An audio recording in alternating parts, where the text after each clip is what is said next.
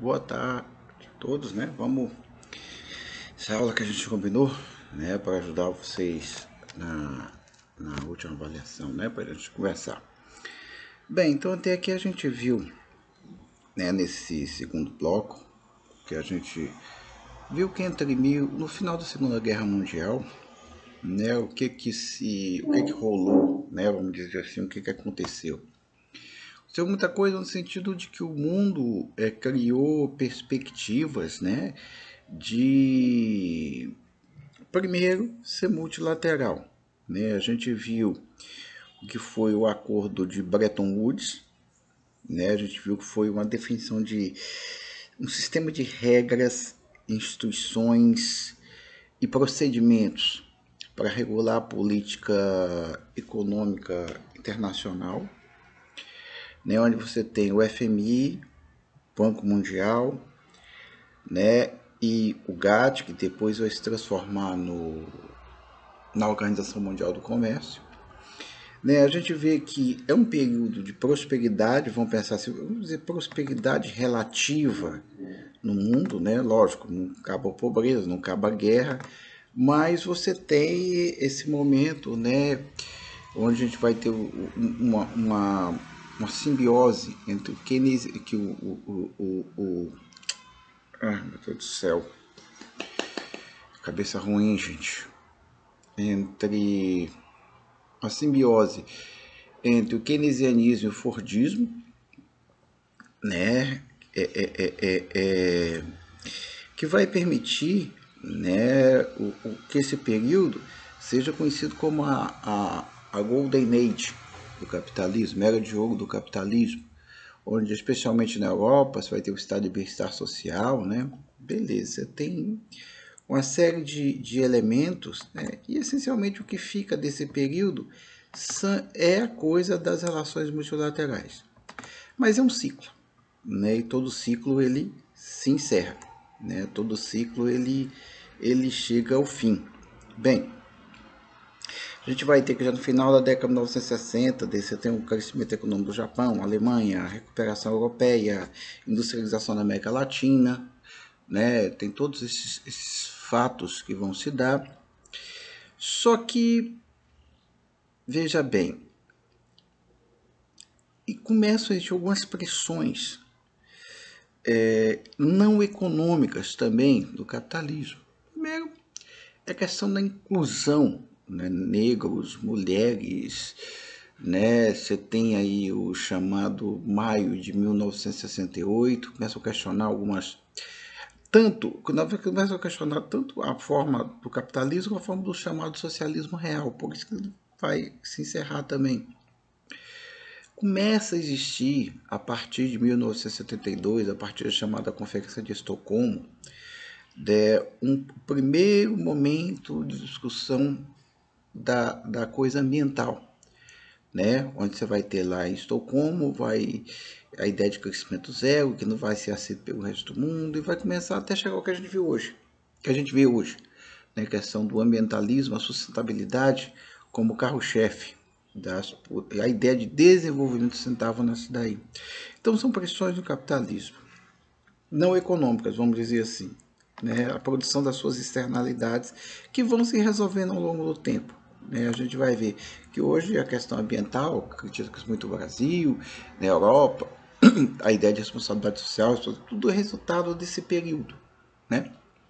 Mas veja bem, voltando para a questão meramente econômica, né? Em 1971, o Richard Nixon, então presidente dos Estados Unidos, antes de sofrer seu processo de impeachment, né, ele vai, por conta da dificuldade temporária de pagamento, né, dos Estados Unidos, por conta da dificuldade na balança de pagamento, ele suspende unilateralmente o acordo de Bretton Woods, né, esse sistema de Bretton Woods, quando ele vai cancelar a conversão direta do ouro em dólar. Lembra, né? Você tinha o ouro como laço, depois o dólar passa a ser moeda de referência e o ouro que vai ser convertido como dólar. Os Estados Unidos saem da guerra como vencedores, dono de capital, uma reserva de ouro do mundo, então se beneficiam. Mas nesse momento começa a ficar ruim. Bem, né, por conta disso. Então, a gente pode dizer que o Bretton Woods ele se encerra as organizações que eu já falei, a questão da quantidade do ouro em dólar que acaba. Né? Então, a gente vai dizer que esse acordo ele é rompido unilateralmente pelos Estados Unidos em 1971. Esse é o primeiro grande problema dessa década, que é por isso que eu vou falar. Se inicia um período de crises sistêmicas no capitalismo a partir de 1971. Né? Crises sistêmicas que vão ter como resultado principalmente no impacto nas contas públicas, porque o Estado gastou muito, né? O governo americano vai investir muito, os governos europeus vão depois investir muito em políticas sociais, então você tem um impacto nisso, só que a conta chega. Bem, 1973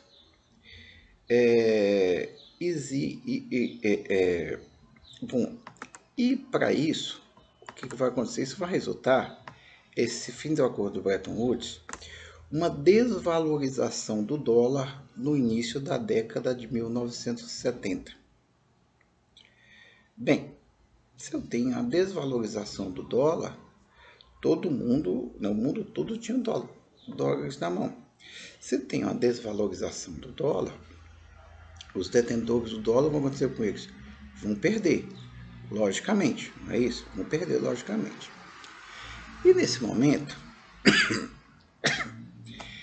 quem eram os grandes detentores de moeda americana? Onde estava a maior parte da moeda americana nesse momento? Na mão de quem? Na mão, principalmente, da OPEP, Organização dos Países Exportadores de Petróleo, né? Porque o petróleo é o grande combustível no mundo. Se hoje ainda tem essa discussão, o petróleo, mas o petróleo ainda é. Imagine em 1973 o impacto. Se hoje o petróleo, né, a gente viu a questão da cotação do petróleo Brent, do petróleo WTI, da Bolsa de Valores, né? Se hoje o petróleo tem impacto, imagine em 1971, começo de 1970, começo da década de 1970, o impacto que isso tem, né? Bom, a OPEP, para recuperar as perdas que ela teve, o que ela vai fazer? Ela multiplica por 4, em 4 vezes o preço do barril do petróleo. Bom, gente, aí vai começar uma sequência de coisas em cadeia que vai demorar mais ou menos 2 décadas para se resolver mais ou menos, mas aí você que outros elementos que a gente vai com uma coisa vai puxando a outra. Bem, só para ter uma ideia, só nessa jogada que a OPEP faz, ela aumenta seu superávit em conta corrente em um ano em torno de 60 bilhões. Em um ano você aumenta, é como você tem na sua poupança, na sua conta corrente, aí no Banco do Brasil, na Caixa. Você tem, vamos ser pobrezinho, vamos ser, você tem 6 mil, amanhã você faz uma jogada que só conta em um dia, aumenta, vai para 66 mil, aumentou 10 vezes, né? Só que essa jogada do OPEP, vamos dizer, fudeu todo mundo, especialmente para os países em desenvolvimento, né?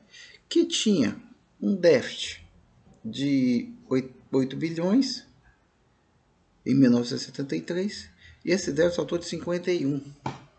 Ou seja, enquanto a OPEP, 8, 9 países, se não me engano, não lembro agora, aumenta de 10 vezes, os países em desenvolvimento diminuem 10 vezes. Não é à toa, gente, que 1973, e vocês vão estudar isso em Economia Brasileira Contemporânea, MBC, é o fim do chamado milagre econômico brasileiro, coincide exatamente com isso.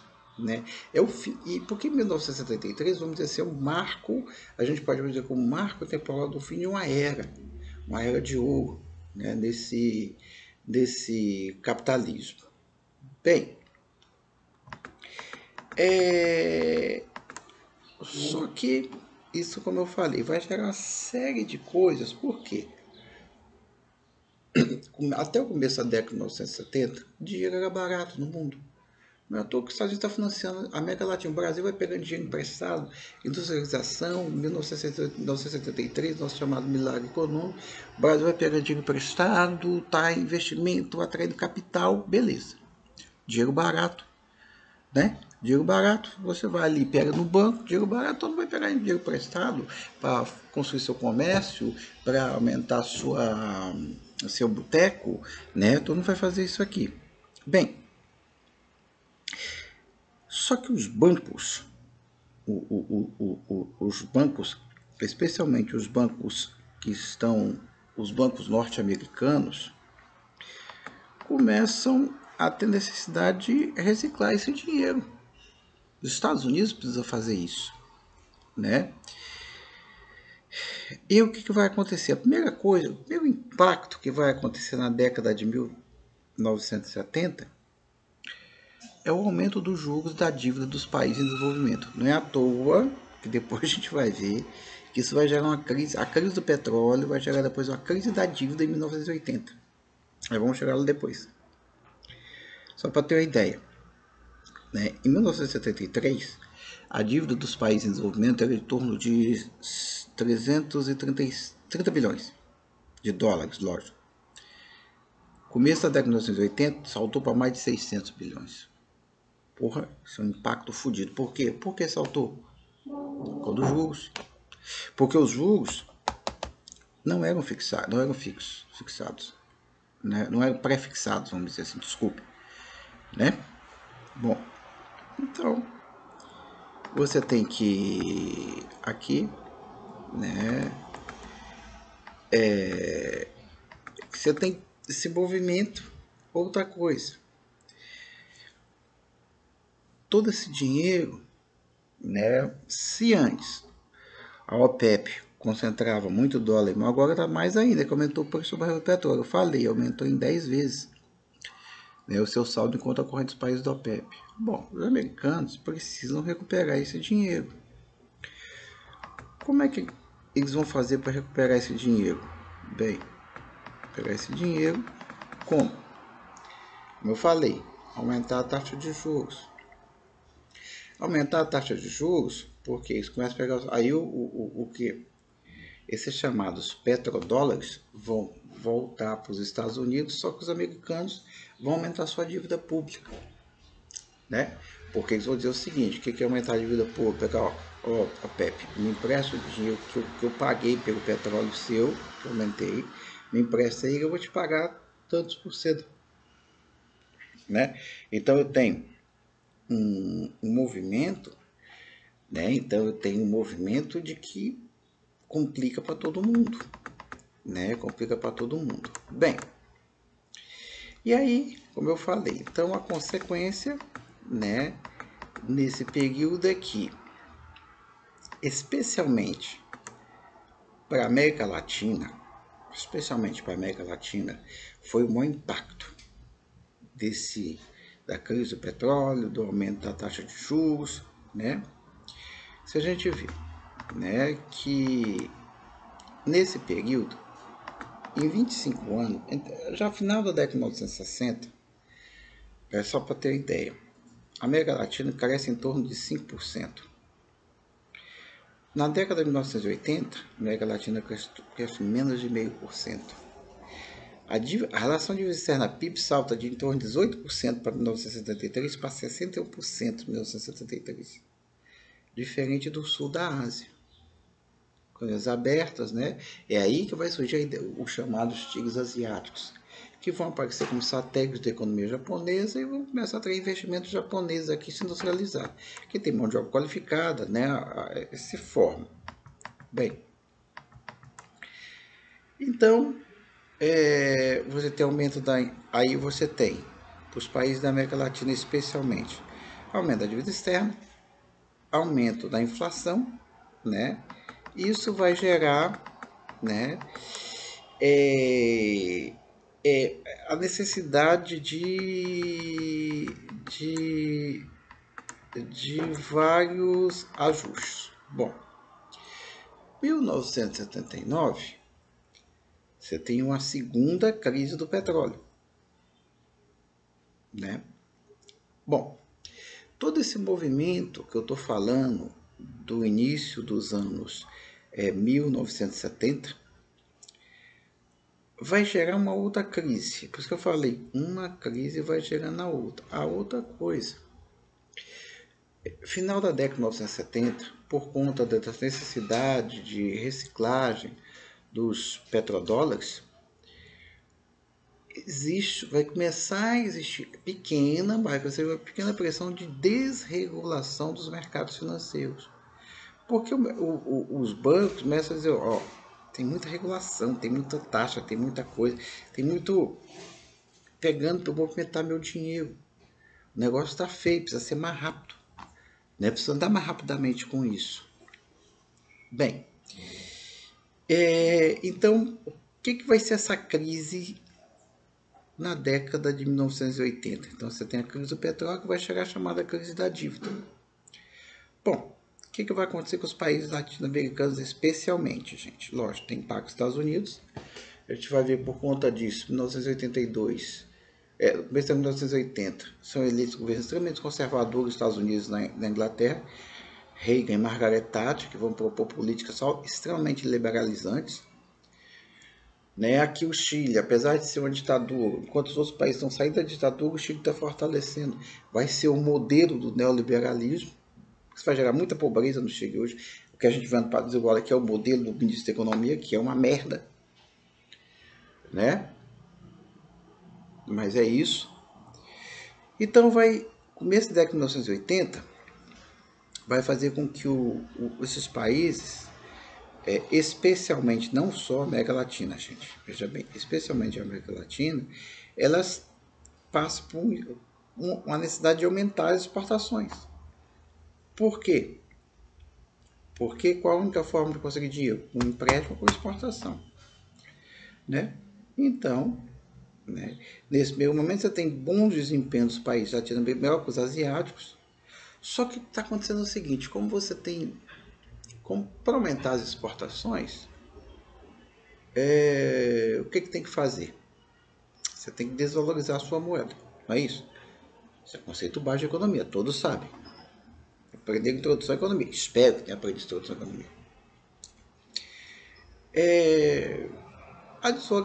A desvalorização da moeda, né, automaticamente ela cria um efeito na balança comercial.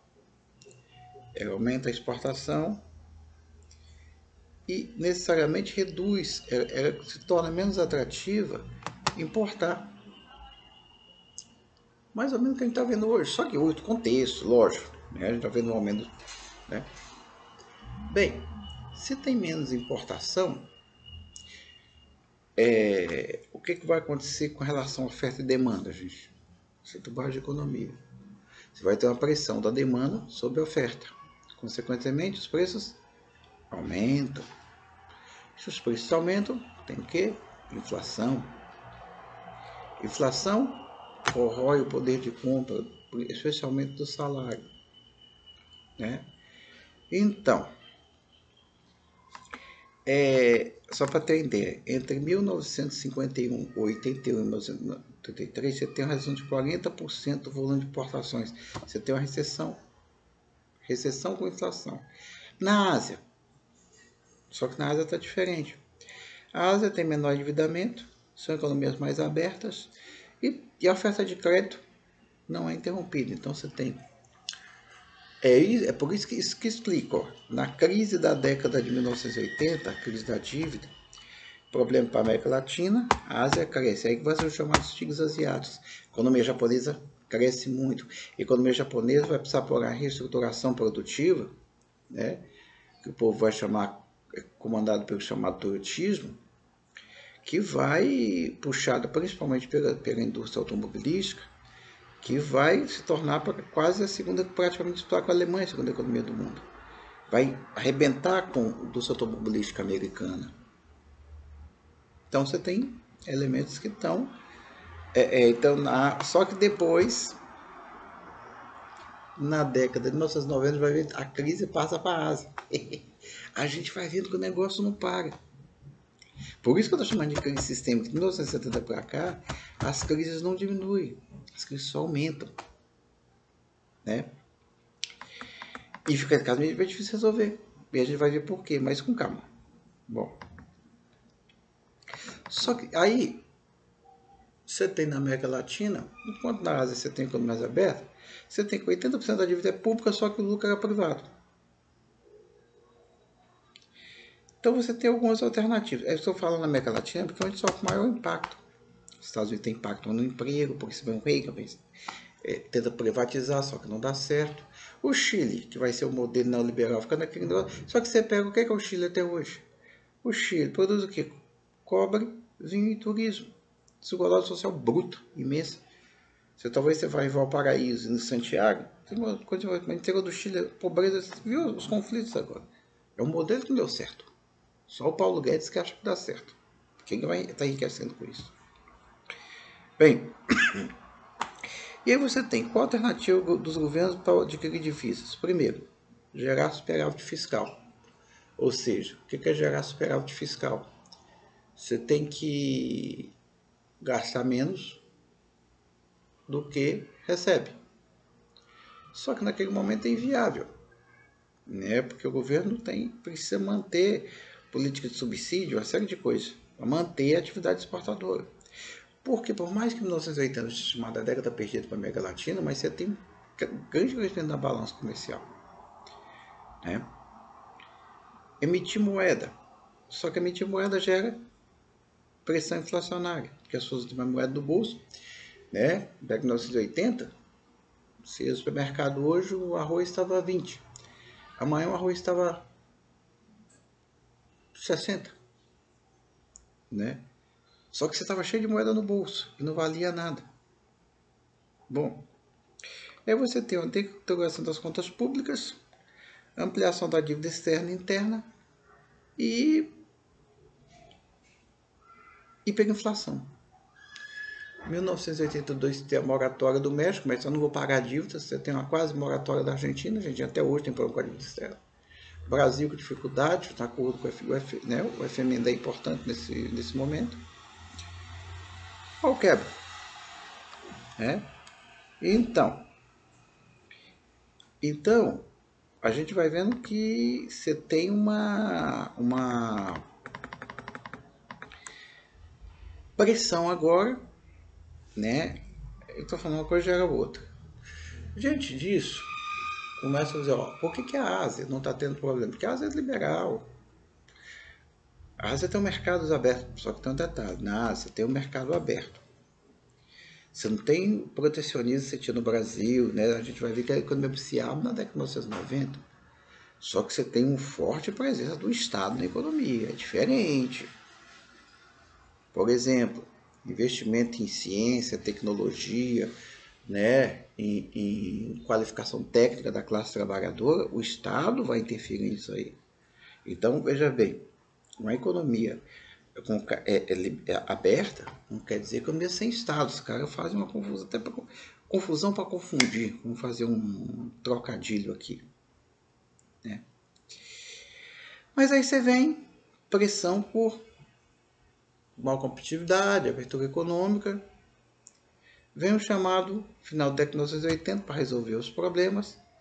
Vem o chamado consenso de Washington que a gente vai ver depois. Olha aqui, só alguns dados. Porque a década de 1980 vai ser chamada de crise da dívida.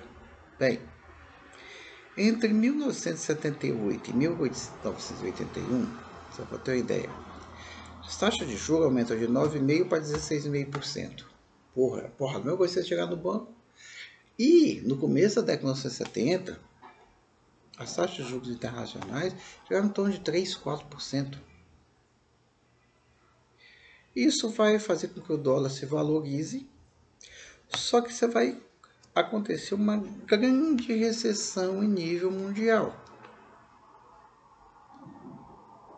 O que você agrava o problema da dívida, especialmente para os países em desenvolvimento. Agosto de 1982, como eu falei, o México anuncia moratório. O que é moratório? Eu não vou pagar, não tem dinheiro. Aí o México não tem dinheiro. Aí fala, pô, então a gente não vai pagar, o Brasil não vai pagar, então fode para todo mundo. Né? Então você tem, né, uma venda em cadeia. Isso vai ser uma coisa do governo americano, porque os bancos americanos são os principais emprestadores aqui. Bom, então, em 1982, os Estados Unidos, a partir dos Estados Unidos, vão começar a tentar planejar para salvar esses caras, porque está salvando eles também. Você reestruturações dos acordos. Em 1986 fez chamado Plano Baker, né? Os americanos vão me emprestar mais, mas vocês vão privatizar, abertura comercial e corte nas despesas do governo. O discurso não muda, né, gente? Mesmo discurso. Mesmo discurso. Que não dá certo. Em 1989 havia um plano Brad, né? Só que agora o plano Brad ele vai mudar um pouquinho. Ele vai securitizar a dívida. O que é isso? É trocar a dívida por título, que vão ser garantidos pelo Tesouro Americano, né? Bom, o que significa isso? Eu devo R$ 1.000. R$ 1.000. Eu não tenho condições de pagar. Aí eu faço o seguinte. Aí vem um amigo meu. Bicho, se eu pegar essa dívida sua, vamos vender a sua dívida. Só que eu avalizo ela. Eu vendo sua dívida, né? Eu te pago, sei lá, 70%. Eu pago para o teu credor. E eu que negocio com os credores, né? Como hoje faz. Você deve para o Itaú, você não paga, o Itaú vende sua dívida para uma agência de advogado, né? Ele paga, o Itaú, aí ele vai ver, ele aplica isso aqui, né? Ele transforma num título, garantido pelo Tesouro Americano. Esses títulos da dívida, a securitização da dívida, vai ficar conhecido como BRADES. Então, os países vão converter a sua dívida em títulos para vender para o mercado. Ó, eu tenho R$ 1.000 de dívida, gente. Então, aqui, ó, só que o governo americano está me garantindo. Então, compra esse título aqui, né? Que aí você compra esse título. Eu tenho um título da dívida para ser resgatável em 15 anos. Título Tesouro dos Estados Unidos é confiável. Então isso não é um alívio para eu pagar. Agora eu tenho que pagar eu tenho que pagar. Mas eu vou ter 15 anos para pagar isso aí, para resgatar, como se fosse uma nota promissória. Só que o governo americano está negociando isso no mercado também. O que quer comprar a dívida do Brasil, do México? Eu estou pagando. Mas é o jeito. Né? Então, você vem vários acordos, até que vem o chamado Consenso de Washington. O Consenso de Washington vai ser uma reunião, vai ser um movimento entre a FMI, o governo americano e os governos latino-americanos que estão passando por processo de redemocratização aqui, né? Então, existe abertura comercial, privatização, né? Reformas econômicas. O México vai ser o primeiro a entrar nela, onde você tem começo de muito volume. E o México, nesse sentido, por conta de tudo, já se torna praticamente altamente dependente dos Estados Unidos, onde hoje 90%, quase 90% das ações do México são dos Estados Unidos. Tem muitas empresas americanas no México que não tem imposto, questão salarial, questão tributária, isso é muito mais fácil. Bom, né? Aí, veja bem, é como eu digo, resolveu de certa forma, começo da década de 1990, se resolve a crise da dívida. O Brasil começa a se resolver. Isso é inflação. 1994, tem um plano real. Né? Começa a se resolver o problema e se resolve. Na verdade, a dívida brasileira fez do governo na década de 2000, mas aqui está mais tranquilo, mais controlado. Você tem recessão, tá mais, a crise da dívida se resolve. Bem, só que aí, como eu falei, uma coisa vai puxando a outra. Aí o problema, não que na América Latina deixou de existir problema, mas pelo menos o México resolve, o Brasil resolve o seu grande problema da hiperinflação, né? Que vocês vão estudar essa economia brasileira, não vou entrar nisso aqui agora, né? Só que aí a Argentina se mantém com problema até hoje, né? A Argentina, só para ter uma ideia, entre 2000 e 2001, talvez alguns de vocês eram pequenininhos ou não nascidos, a Argentina teve 5 presidentes em 3 dias. Que loucura, né, gente? Que loucura. Uma economia muito menos complexa que a brasileira, né? Mas a questão do Brasil, eu não vou entrar, que vocês vão ver essa economia contemporânea. Brasil contemporâneo. Bom, na primeira metade da década de 1990, a Ásia, Tailândia, Coreia do Sul, Filipinas, Indonésia, todas as economias modernizadas, né, vão responder por 60% do crescimento mundial. Só que aí já começa a haver uma desaceleração, inclusive do Japão, porque no final da década de 1990, um novo player está aparecendo no mercado. Quem é? A China. Olha aí, esse China que vai aparecer hoje, grandona, forte. Quando o japonês já começa a... E depois a gente vai falar sobre a China. Tailândia, Indonésia, Malásia, Filipinas, economias abertas, faço o capital ia para lá, investir, sem entraves, retorno rápido, beleza. Bom, só que é um problema, eu falei, eu disse. Aquela pequena pressão que surge lá na década de entre 1970 e 1980 dos bancos, ó, vamos facilitar o fluxo de capital. Aqui você tem um processo de desregulamentação quase total do setor financeiro. Né? Isso que eu preciso facilitar. E divina de dinheiro agora. E aí, em 1997, a bolsa de Hong Kong, pum, cai 30%. Bem, se a bolsa de Hong Kong cai 30%, você inicia uma crise financeira onde afeta inclusive o Japão, que essa economia é praticamente satélite, estica de satélite do Japão, falência de bancos, falência de corretoras. Bem, o que vai acontecer? O cara que tem um dinheiro aqui no Brasil, nos Estados Unidos, pega e desloca o dinheiro para a Ásia para cobrir o rombo de lá. O que vai acontecer no Brasil? Se está saindo dólar, tem que aumentar a reserva, aumentar a taxa de juros para segurar o dólar, aumentar a taxa de juros e recessão. Estados Unidos acontece parecido. Ou então isso vai impactando o mundo todo. Porque o mundo aqui já não é igual hoje ainda, mas está muito parecido. Né? Então no Japão fale muita corretora, fale muito banco. Bom, aí 1998, a Rússia, que estava passando por um processo de transição, deixou de ser União Soviética em 1991, deixou de fazer parte da União Soviética em 1991. A Rússia sai muito endividada, muito quebrada.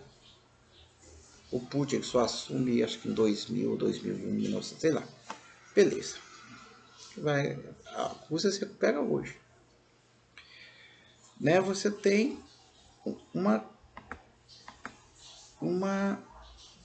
crise porque a Rússia não consegue pagar o que ela deve de empréstimo estrangeiro. Aí o Brasil vai precisar de dólar. A gente vai lembrar que o real está valorizado. Moeda valorizada aumenta o déficit na balança comercial. Precisa de dólar. Vai pegar empréstimo. Você está vendo? Está impactando para todo mundo. Crise na Ásia, crise na Rússia, né?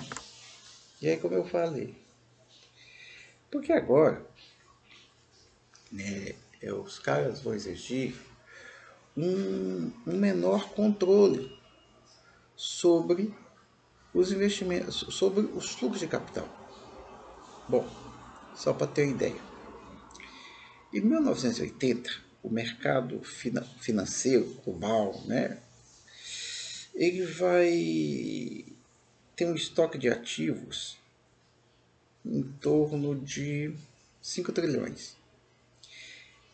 Em 1992 passa para 35. Em 2000 já passa para 83. Olha, eu negociava 5, agora eu negocio 35, agora eu negocio 83. E em 1973, como eu falei, já na década de 1970, Estados Unidos, Canadá, Alemanha, Suíça, abandona a restrição ao movimento de capitais. Porque os caras, como está tendo problema de dólar, você precisa facilitar a entrada e saída de capital. Foi na Inglaterra, Portugal, Japão, todo mundo. Né? Você tem uma série de medidas que vão facilitar esse fluxo, né? Facilitar que esses ativos financeiros eles fluam, eles possam fluir de um canto para outro. Né? Por isso que se cria essa. Só que perde o controle, né? O controle sobre isso é perdido. Você viu uma puta crise na Argentina, né? Entre 2000 e 2001. Como eu falei, você tem 3, 4 presidentes em uma semana, é uma confusão. Então você tem a crise, na verdade começa, a gente olha como é legal. Crise do petróleo, final do acordo isso muito rápido. Final do acordo de Bretton Woods, crise do petróleo, crise da dívida, crise asiática, crise na Rússia. Cara, é um negócio violento. E tudo isso vai fazer com que? Bom, qual a alternativa que o mundo vai para tentar resolver? A principal alternativa, vamos facilitar o fluxo de capital. Né? Vamos facilitar porque eu preciso criar condições para que as moedas, esses ativos financeiros, como a gente vê hoje, bolsa de valor, tudo, só que está mudando um pouquinho. Porque em 1990 você vem uma abertura financeira e comercial, as chamadas âncoras cambiais, taxa de câmbio valorizada, né, e políticas de privatização. E como eu falei, o Consenso de Washington vai exigir disciplina fiscal, priorização dos gastos públicos, ou seja, reduzir os gastos públicos, privatização, desregulação, olha aqui, a desregulação para bater hoje, liberalização financeira, né, são elementos importantes. Né? Então você tem,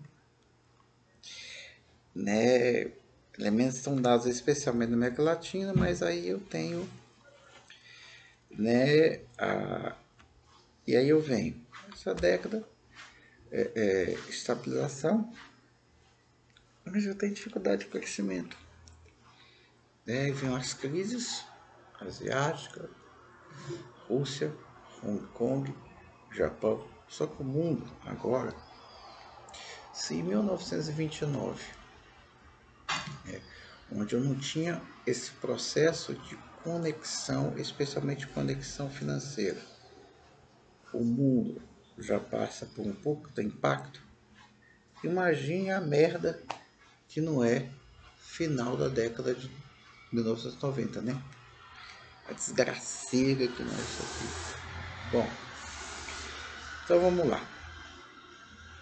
Então você tem agora resultado. Então o resultado desses 1970, 1880, 1980, você tem crises, alternativa principal, né, principal alternativa, né, que você tem facilitar a movimentação do capital financeiro. Bem, eu tenho alguns elementos aqui.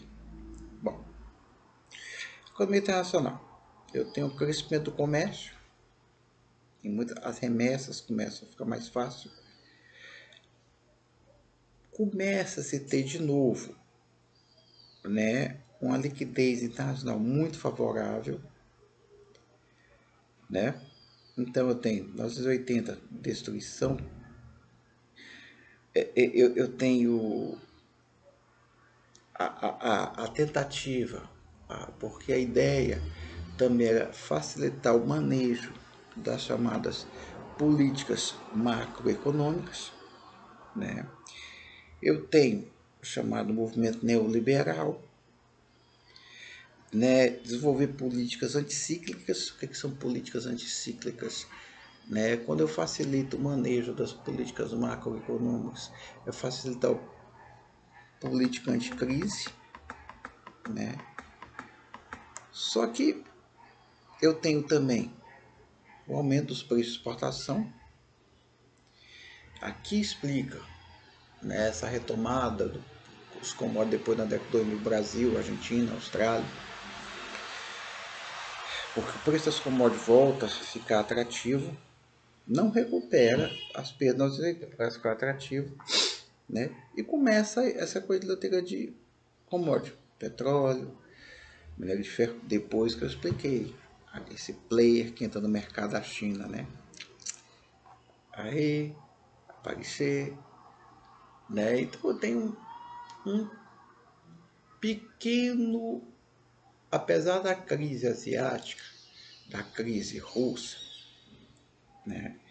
Então, no começo de 2000, tem uma, mesmo século XXI, existe uma pequena estabilidade no mundo, né? Um pequeno movimento de estabilidade no mundo, né? Que, né, eu tenho Brasil, México, só a gente não resolve. Para os Estados Unidos, aumento do emprego, né? O Chile, né, apesar de ser liberal, mas o Chile tem problemas, não avança, né? Por mais que o Paulo Guedes defenda o Chile, a ideia da previdência, aqui é a ideia da coisa, o modelo previdenciário chileno, que não passou aqui, de capitalização, fudeu com a classe média chilena, foi esses motivos dos protestos. Não é à toa que estão reformando a Constituição, mas tem que reformar tudo do Pinochet, né? E o Chile, você tem grande parte da saúde privatizada, quer dizer, então não deu certo. Então o que o cara quer pôr aqui é uma coisa que não deu certo lá, né? A Argentina, você tem uma tentativa de retorno, de desenvolvimento, apesar de tudo, né? Como eu falei, no Brasil, década de 2000, você tem crescimento baseado principalmente que surfa, principalmente no preço das commodities. Os Estados Unidos tem emprego, volta uma política de crescimento do emprego, né? Ou seja, na Europa, né? Então, né, você tem uma melhora nos índices de Gini, especialmente nesses países latino-americanos, né, que mede desigualdade, né? Você vai ter uma diminuição da desigualdade, porque você tem políticas sociais, né? Você tem uma melhora nas contas públicas, né, desses países. Então, veja bem, então você vem 3 décadas de crise, né, que você vai ter relativa estabilidade. Só como eu falei, então, 1945 a 1973, você tem crescimento, prosperidade. 1970, 3 décadas, crise. É por isso que eu vou falar que você tem as chamadas é uma crise sistêmica do capitalismo, como vai puxando a outra. Não é crise estrutural, como alguns gostam de falar, como o marxismo gosta de chamar. Não Marx, eu não confundo Marx com marxismo. Marx é um lixo, Marx não. É uma crise sistêmica mesmo. Não que o capitalismo vai acabar, que ele está se reestruturando. Como eu falei, gente, o problema da humanidade não é o capitalismo. O capitalismo foi solução para a humanidade, que amplia forças produtivas, amplia. Só que as formas políticas não conseguem avançar. Esse é que é o problema. Esse é o que é o colapso. Aí quando as formas políticas não conseguem acompanhar a evolução das forças produtivas, aí você vê um processo revolucionário, que é o que aconteceu na transição do feudalismo para o capitalismo. Então nós estamos vendo um processo, mas muita gente na cabeça a ideia de revolução, pegar uma luta armada, uma capa, para tomar o poder, não é isso. É o que o Marx fala, a humanidade vai decidir os seus caminhos. Em momentos insuportável, a humanidade se reformula. Pode chamar o que for depois, capitalismo, ismo, não sei de quê. Mas está se formulando. É só você ver. As próprias grandes corporações, a base de exploração se mantém. A produção de miséria se mantém. Mas a miséria é quando eu tenho formas políticas atrasadas. Olha no Brasil, olha esse governo americano. Não é que o próximo governo brasileiro seja avançado, não, mas é porque você tem novas perspectivas. É o que acontece na Europa. Tem pobreza, tem miséria. Mas você faz, tem que ajustar, porque senão explode tudo. Não tem outra alternativa. Não é a alternativa que essa esquerda meio louca põe, mas o capitalismo vai por alternativas. Agora tem que ver como se pensa, se organiza essas novas formas políticas. Bem, a gente vai encerrar por aqui. Eu falo das 3 décadas e agora, próxima aula, até no próximo sábado, eu coloco mais uma aula fechando o século XXI, né? E aí, gente, com essa avaliação, eu vou fazer o seguinte.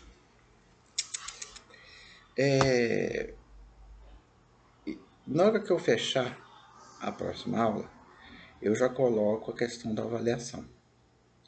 Hoje é o 8, 9, até o dia 11 eu fecho essa aula. E a gente vai ter um prazo. Fica tranquilo, vamos ter uns 15 a 20 dias, não se preocupem. Até 26, 27 de dezembro para resolver essa avaliação de vocês fazerem, tá bom? Então, tenham um bom resto de semana. E a semana eu posto mais uma aula ainda. Obrigado, gente, pela atenção.